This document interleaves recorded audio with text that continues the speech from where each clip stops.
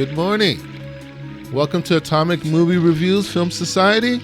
I am your host, Atomicon Rex. Here we discuss films that have a narrative background. This includes aliens, ghosts, robots, and creatures. And today's theme was, last week's theme, we went to go see Black Panther, Wakanda Forever. I'm going to put it in the robots category, more or less. There were robots in it, exoskeletons, so that's the category I'm going to put it in. It was directed by Ryan Coogler, and the main star, God rest in peace, was Chadwick Boseman. So let's just jump into it. It's November 16th, 2022, and we're going to talk about some of the plot predictions I had. I had a plot prediction that Killmonger would show up. Now, it was shot down by other members of the crew because they were like, well, he's dead. So how he's going to show up? And so I didn't really stick to that. You know, I wish I would have stuck to that. I wish I would have stuck to my guns, stuck to my gut, but, I didn't. So I actually cowed down to that. And I was like, okay, he's probably not going to show up. You're right. Point 2, what is the genre? Like I said before, I think it's cyber. It's definitely cyber fantasy. Science fiction. There's a lot. It's a techie movie. There's not really spiritual elements, so there's not magic or anything like that in this movie. The Black Panther motif was kind of surrounded in like a spiritual legend type of thing, and that's kind of questioned throughout the movie. That whole myth behind the heart-shaped herb. So I'm going to definitely put it in science fiction instead of fantasy. What was the cinematography? It's live action. Live action / CGI. Straight to the point. What was the original work? It's based on a comic book, Black Panther. It's a sequel to the first Black Panther, but it's also a rewrite. So we have 3 different things kind of combining into this one movie. So what I heard was that they had actually finished writing the movie before the main star died. So after he had died, which was a surprise to, I guess, even the suits at Marvel, that they had to rewrite the entire story. So Ryan Coogler, he had a pretty heavy task ahead of him. So people were going to complain about this movie one way or another. How was the set design? I thought the CGI kind of hurt the movie a little bit. I can see a lot of green screen in it, and it may be because I'm just in the movie industry, but there's a lot of green screen, and you could tell. And the faults that were in the first Black Panther are kind of in this one. Like the fight scenes with the Black Panther is very CGI, and he seems weightless. Like he's just kind of like made out of Play-Doh and just kind of floating around, doing these flips and kicks and stuff. So there's really no gravity. There's no weight to the characters when it comes to the CGI. But that's really it. I mean, everything else was pretty polished. Like they had posted online pictures of the Ironheart mech suit, and oh my god, it was horrible. So when I was watching it, that was kind of what I was looking for. I was going to see if they polished those graphics up, and they did. Like the robot in the actual movie, it's real clean and real smooth, and like the graphics are real done really well. All right, what were the plot conventions in the movie? It's really about the main trope, I would say. The main trope, it was Shuri's acceptance of her brother's death. That's kind of what they're building the movie around. She's kind of she doesn't believe in the whole Black Panther thing. Okay, she doesn't believe in that at all. She's very scientific. She doesn't believe in the myth, the religion, the whole tradition behind it. So it's really a story about her arc and accepting her place as Princess of Wakanda and as the new Black Panther. Another plot convention was the Goku disease. I don't know if anybody is familiar with Dragon Ball Z, but basically the Goku disease is he saves the universe from this tyrannical emperor, only to fall victim of a mysterious disease that he literally just kills right over, right? Like these other monsters show up and he can't fight them, man. He just kills right over. So that's what I call it, the Goku disease. That's kind of how they explained the main character's death in this movie. Another plot convention is a lost civilization, a hidden civilization that has advanced tech, which was Wakanda in the first movie, but they just did it again and they do an Atlantis twist on this one. Okay, characters. Well, the main here is Shuri. She's the Princess of Wakanda. She's the new Black Panther. She's kind of atheistic in her thinking. She doesn't really believe in the whole tradition and the astral plane and everything. And her character arc is really about overcoming her grief when it comes to her brother. Damsel in distress. I'm gonna put Shuri and Riri Williams in this category, even though Riri is the target of the villain and is actually marked for death. Like he wants her dead, he doesn't care. They're both captured and they're both basically held for ransom. The sidekick Okoye, now she stills the scenes. Like everybody's talking about M'Baku, but I was just like, Okoye is the one who drove the movie. She had the most powerful scenes in the movie, I think. She was the one with the spear, at least I hope. I did my research right. She was the one with the spear.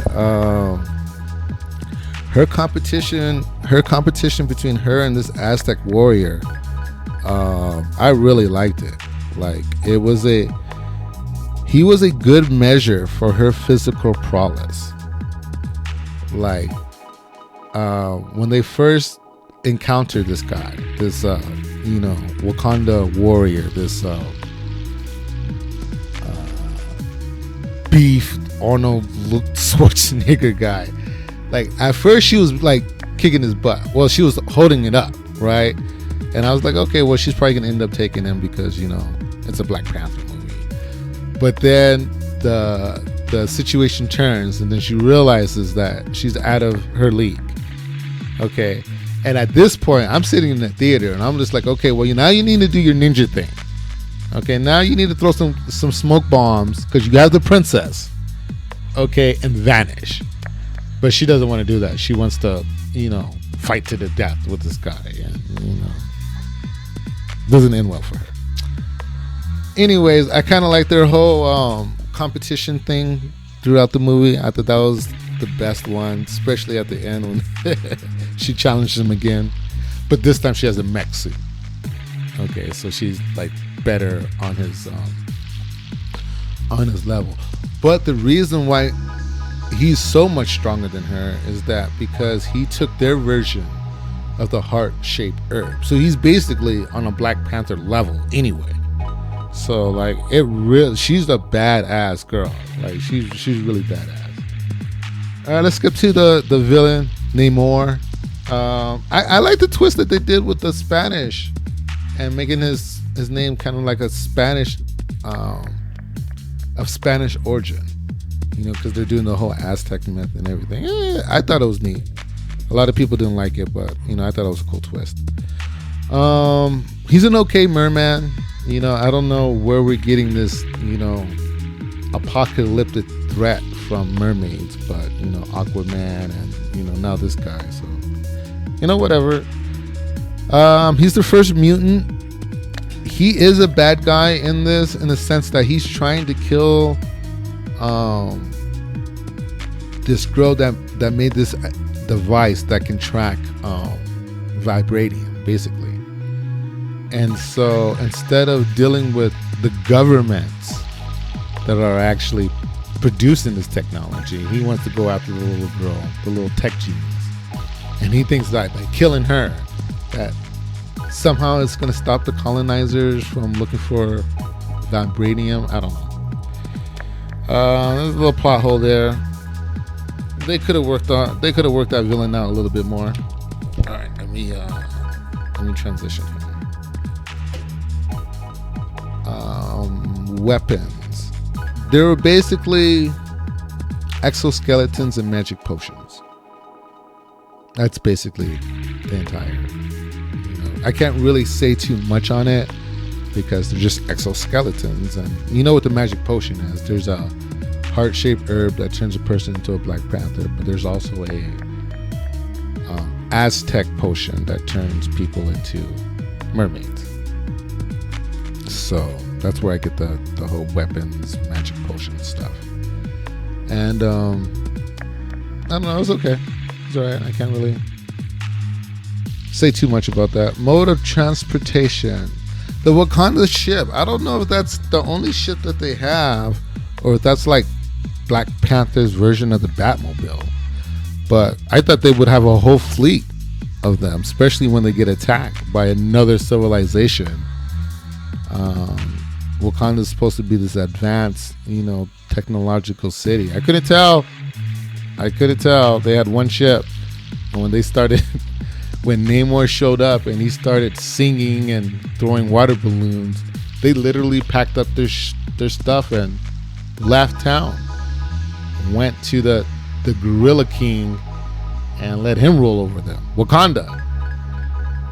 So I don't know. They kind of made Wakanda look a little weak. The mode of transportation that took the first Black Panther's body to the grave, that was it. It doesn't. I don't get it. Is that the only ship that they have? That doesn't make any sense. Anyways, that was kind of a little pet peeve on me. Location, it was basically Wakanda. Some places in the United States, I'm not really sure. And undersea. I kind of like the undersea because it wasn't all CGI floating underneath the water. There was there's like an air pockets or bubbles wherever they're at. So Shuri, Riri Williams, and everything, when they're talking in air, like they're not in water like they did in the Aquaman. I did like that. Number 8. How was the acting? Everyone was fine, except Riri Williams. Now, her acting is fine in the sense I just didn't buy her character as a techie. Okay, so I'm sorry. All right, if you're a teenage genius on some Tony Stark level, you need to have some glasses and some geeky and some braces. You need to look geeky. She really builds an Iron Man suit and then suits up and goes to war with this 14-year-old little girl. I'm not buying that. I'm really not buying that. With no training. She just starts, she puts the suit on and now she's Iron Man, Iron Girl, whatever she is. Wasn't buying it. What was the cultural impact? This is definitely a movie where life imitates art. T'Challa dies of a mysterious disease, as did the real actor. So the cultural impact is really, the question is, when do you recast? Do you preserve his legacy or do you recast him? And then in the movie, they ended up recasting him anyway. So my opinion, probably should have just recast it. All right, rating system. What do I rate this movie? I'm gonna have to put it in streaming. And just wait for Disney. Don't see it in the theaters. Don't buy it. You don't need to buy it, just because it almost has no rewatchability. Okay, I mean, unless you want to be sad and cry and thinking about the loved ones that you lost, you're probably gonna see this movie once, maybe twice if you have company over and they haven't seen the movie. But I don't see you watching this movie 4, 5, 6, 7 times and analyzing it and doing all that. I don't see that happening. All right, so summary and recommendations. Black Panther, Wakanda Forever. It's okay. It's okay movie. It's a girl power movie. I'm getting a lot of Disney vibes. It was definitely a tear down, maybe 2, maybe 3 tears from the first one. It's very Disney. So Atomic Rex would recommend streaming this one. I think you can skip the theater. Save you a couple dollars on this one. Not that it's a bad movie, it's just a tearjerker. And I don't think you need to spend $50 to cry. Alright. Atomic Rex out. Have a good day. Bye.